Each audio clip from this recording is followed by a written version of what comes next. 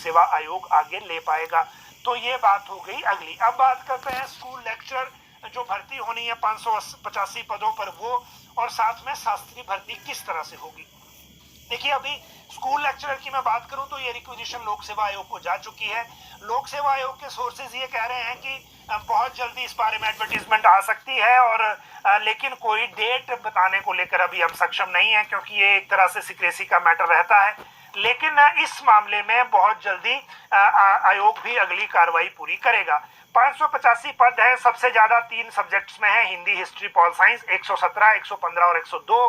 बाकी में कम है, लेकिन जनरल कैटेगरी में 248 हैं, एससी के 117 हैं, एसटी के 20 हैं, ओबीसी के 93 हैं, ईडब्ल्यूएस के 66 हैं। बाकी जो है वो बीपीएल में हैं, और जो चिल्ड्रन विद जो फ्रीडम फाइटर्स के हैं वो हैं।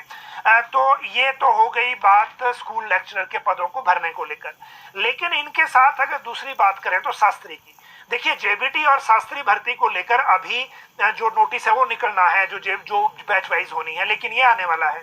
कल हमने आपको बताया था लगभग 1400 पदों पर भर्ती जो टीजीटी की होने वाली है, और उसकी सारी प्रक्रिया आपको बता दी थी कि उसमें आर्ट्स, मेडिकल, नॉन मेडिकल कितने हैं, स्पोर्ट्स कोटा कितना है। कल वाला लाइव भी आप देख सकते हैं। आज दिव्य हिमाचल अगर आप ले लें तो उसमें भी आप देख सकते हैं कि विस्तार से बताया गया है आज के अखबार में कि कितनी पोस्टें किस कैटेगरी में है, स्पोर्ट्स कोटा में कितनी है, फिजिकल हैंडीकैप्ड में कितनी है।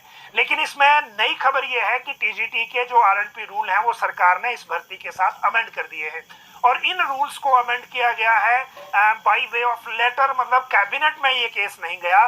लेकिन क्योंकि एनसीटीई ने इसमें ऑलरेडी 2019 में अमेंड इसको कर दिया था, जिसमें टीजीटी की भर्ती के लिए जनरल कैटेगरी में अगर आपके पास ग्रेजुएशन में 50% नंबर नहीं है, क्योंकि कैटेगरी वालों के लिए तो 45% वैसे ही हैं, तो उस डेट से, जिस डेट से एनसीटीई ने अपने यहाँ अमेंडमेंट की है, ये बात इसमें महत्वपूर्ण है।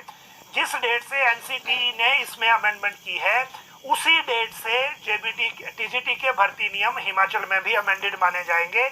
और उस डेट के बाद अगर आपके पास, आप जनरल कैटेगरी में हैं, ग्रेजुएशन में आपके 50% पूरे नहीं हैं, लेकिन एमए में यानी कि पोस्ट ग्रेजुएशन में आपके पास 50% हैं, तो पोस्ट ग्रेजुएशन का भी सर्टिफिकेट उसमें लग जाएगा।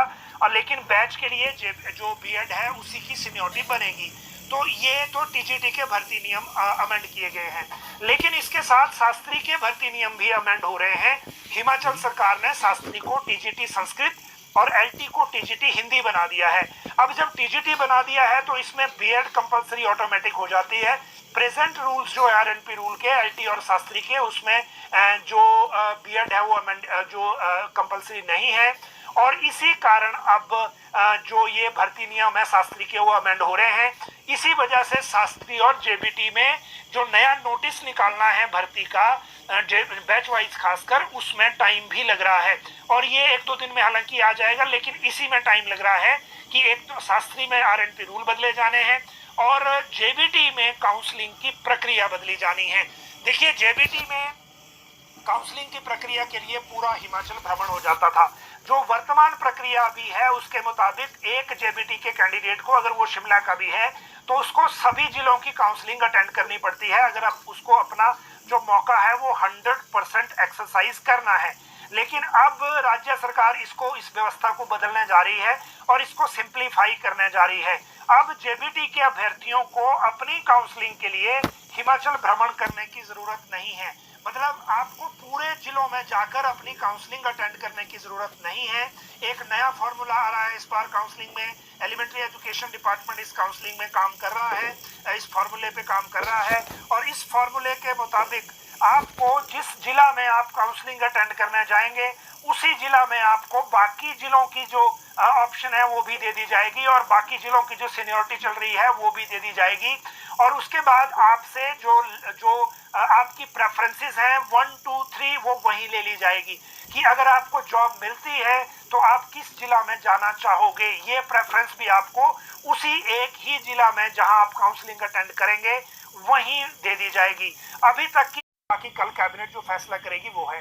जैसा मैंने पहले बताया था, जो एनटीटी भर्ती पॉलिसी है वो कल कैबिनेट में नहीं है, लेकिन जो वन मित्र पॉलिसी है वो कल कैबिनेट में आ सकती है। साथ में जो फॉरेस्ट गार्ड भर्ती है वो भी आ सकती है।